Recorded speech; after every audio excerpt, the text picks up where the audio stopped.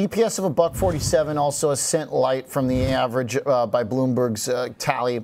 1.48, $1.48 is what they're looking for. They reported $1.47. Market is definitely giving them a pretty short, tight leash here, selling off the shares.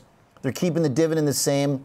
I kind of would have maybe liked to seen something a little bit juicy on the shareholder-friendly side, but I guess when you've already got a dividend, just keep it and continue to invest in the infrastructure. Do you think that's right, KG, or should they be trying to coax shareholders through buybacks, dividends along the way? Well, the dividend, I believe they actually do off-cycle dividends, if I'm not mistaken, Oliver. I'd have to actually check there. Okay. But yeah, I mean, obviously this company is looking to be able to leverage the capital and that cash flow back into the business, as you kind of talked about, buying those Blackwell chips and things of that nature. So, you have to make that tough decision. You return cash to shareholders, or do you reinvest it in the business? And if you want to look at a growth strategy, you probably want to put it back into the business rather than grow that dividend. Seems like that's where they're going. I think also the remaining performance obligations, although they look healthy on a year-over-year basis, I think the market wanted a little bit more there. We have total remaining performance obligations coming in at $97 billion. That was up around 49% on a year-over-year basis. But once again, I think if you're looking at quarter-over-quarter, maybe would have missed the street's expectations, and that's kind of showing you the potential revenue within a 12 to 16-month period, depending on the company there. So that's the one to get a little bit more clarity on this conference call. Maybe that can turn the stock around. Yeah. Okay.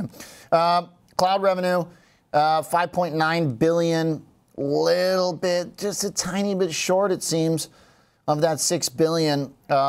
And also, when you just look from a year ago, they are increasing both the bottom line and the top line.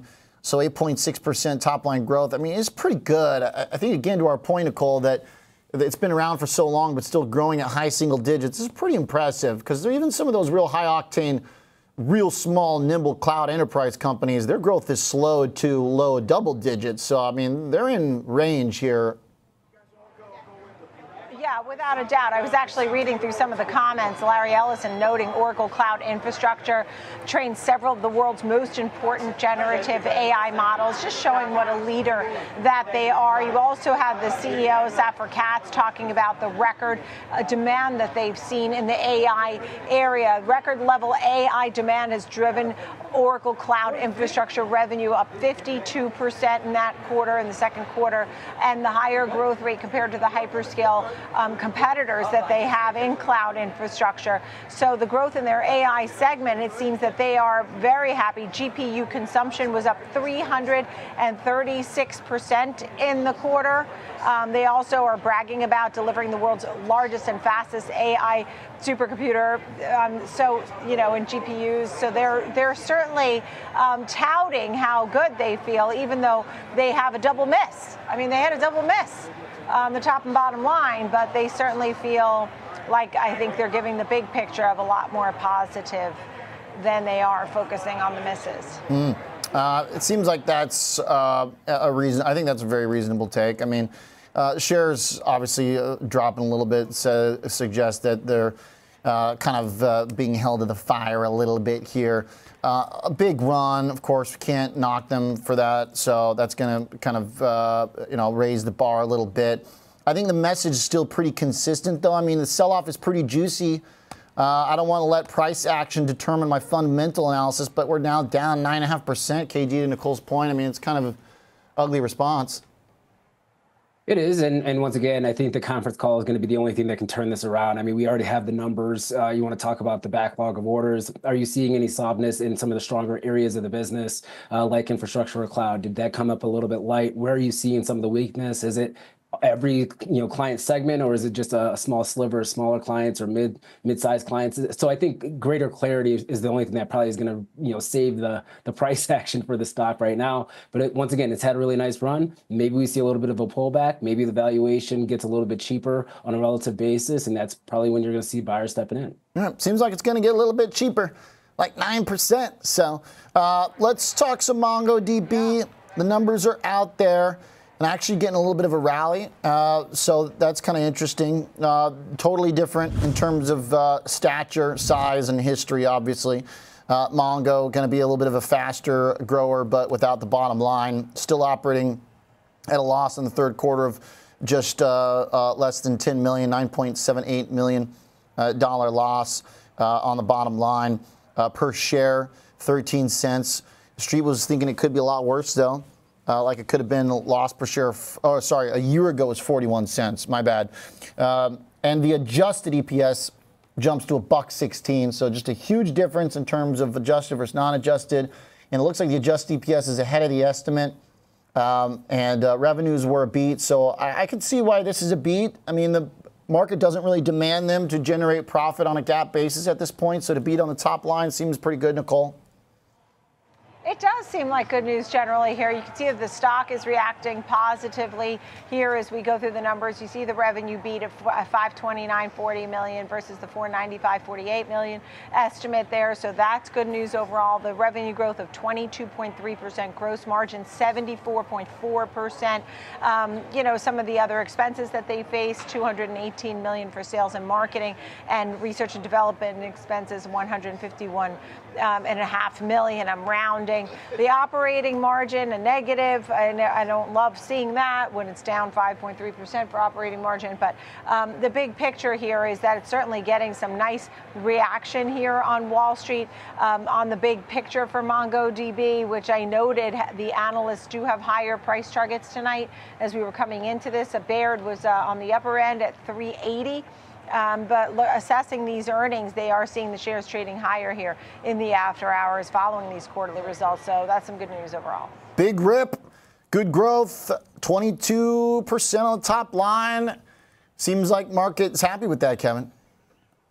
Yes, the guidance. The guidance is actually really remarkable. I think that's probably why the stock's getting a bid here. I mean, if you're looking at Q4 revenue guide, that's between 515 to 519 million. Street was looking for 506 million. When you're looking at the Q4 adjusted earnings per share, estimates are between 62 cents and 65 cents. Street was looking at 56 cents. Also, that kind of matches what you're looking for fiscal year 2025 when it comes to the adjusted earnings per share.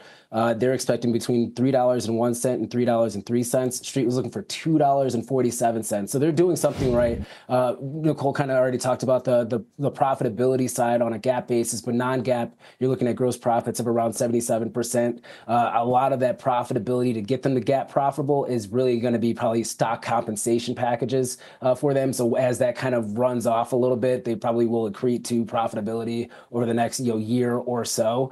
And so I think that's why the market's excited about this. I mean, they've been announcing a lot of partnerships with AWS and others, and it seems like it might be paying off here. If they're able to hold these margins, grow that top line, it's exactly the direction that the investors want to see. And then technically, too, it's kind of coiling up for a breakout. So I think that's also another reason why you're probably seeing some follow through in the after hours. Nice little technical energy pent up, it seems like, with a nice chart picking up. Yeah, COO, right? Change, Nicole?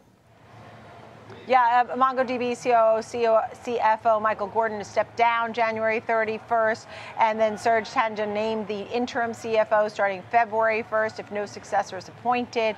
So the company initiates a search for a new CFO with internal and external candidates. I'm scratching my head. I don't know that anybody would have anticipated today that Orcl will have two misses and MongoDB would have a double beat tonight. Right. Really just shows the customer growth and the strength that MongoDB has had.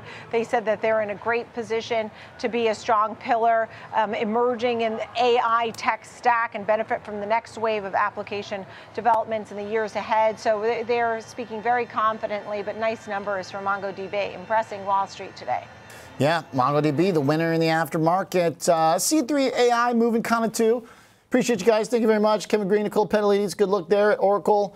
Under pressure, that certainly is the highlight. MongoDB up, but for the broad market and sentiment, you definitely prefer Orcl to be a winner. Look at C3 AI real quick, by the way. Another one more similar to Mongo just in terms of financial metrics, losing money, but growing quickly. AI in focus, of course, but kind of doubtful analyst community, which has been very, very mixed on C3 AI. About equal number of buys, sells, and holds.